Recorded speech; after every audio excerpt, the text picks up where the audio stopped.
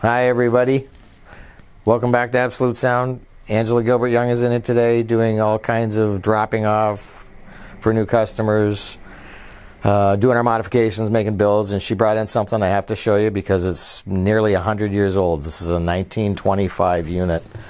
That was an MWSW radio from 1925. This is Atwater Kent. And one of our customers is really good, a professional woodworker, made this case look beautiful again. Put a new face on it, and all the original knobs are there from the 3 tuners that were here, and it had tubes and all kinds of interesting components inside from radio days back in 1925.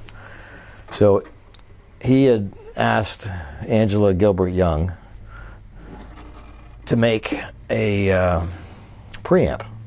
So this inside, you've got to have amazing mechanical know-how and tons of experience and years of being able to make things fit where they normally wouldn't go. I don't know of anybody that ever attack or approach making something like this, but Angela, you were kind enough to do it, and here it is. We've got to show folks inside of here is basically a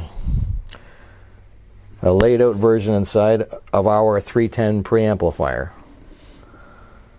This is point-to-point, handmade, with 188,000 of turtle capacitance for the line stage boards. You'll see all kinds of different capacitors on different ends. We'll explain them to you up front briefly, but it's an amazing feat to be able to pull this off and have it sonically as wonderful as it is. Our 310, in fact, is right here. If you want to show the 310, that's the Gilbert Yeung C310 preamplifier, which is my favorite preamplifier. It's about $3,200 retail Canadian. Motorized volume control, 3 inputs. This one is the exact same inside, only it has 5 inputs. You'll see a little logo on the front here that corresponds with the dials that ultimately the customer will get to use. And the first one on the left you'll see now is not a tuner but a volume control. So over here we have a volume control. So that turns up and down, smooth as silk. This is a radio frequency remote control that'll mechanically turn that volume control up and down, so it does have remote volume. The next button over, you'll see it shows right there capacitor on switch 1, a mute on switch 2, and direct on switch 3. Now what those are for is they correspond with the 2 switches here on the right.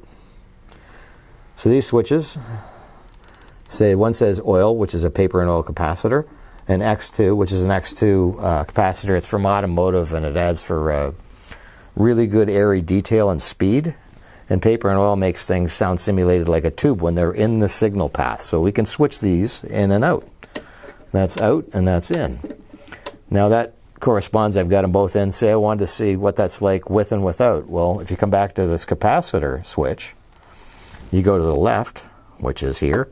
There's 3 switches here, so all the way to the left is capacitors. So the capacitor's in the line making the sound effect we want from these capacitors.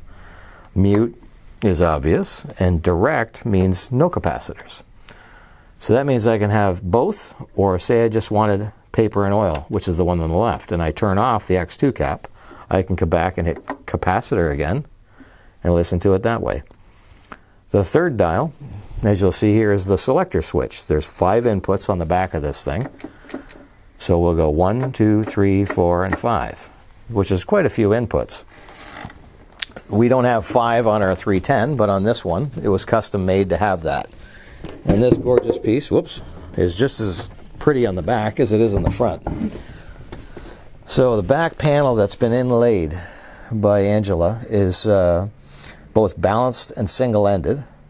And you'll see there's 2 outputs there, and one has a, what's that say, minus 10 dB on output. Now, why would you need that? Well, this particular customer has A6 speakers, which are highly efficient.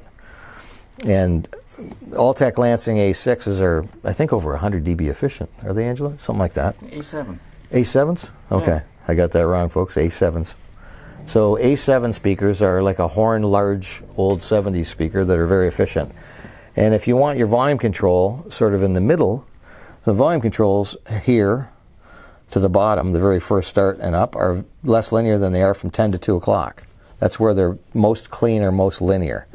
So if you can get the right output or lower it and your amplifier and speakers are a little hot, you get a better match for signal to noise. So that's another feature that's on these. 2 sets of balanced inputs, as well as single-ended, and then 3 straight single-endeds as well on their own. This is the G-Series power supply you'll see down here, which is exactly the same as the one that comes with our C310. There's your plug-in. There's a 4-pin XLR. You make your connection here, and you'll see beside it there's another one that says SP Cap Pack. So SP Cap Packs allow us to add to the internal. Internally here there's a mixed brand of capacitors at 188,000 microfarads. Well, we have a stage at 500,000 as an upgrade, then 1.5 million and 3 million that we stock and build regularly. What a beautiful piece, nearly 100 years old. I had to show it to you. The sonics were amazing. I don't know that anyone would ever do this for this amount of money, but AG is one of those people that could have been retired easily by 40 and doesn't really do this for money. Yes, you need a certain amount of money or charge a little bit to cover what you're doing, but for this kind of sound quality and mechanically have it as safe and efficient as it is, you need that 35 years of experience she has at bleeding edge performance and creating things and the mechanical ability. So it's a gift to hi-fi, just like the little mods we do in Yamaha for $300.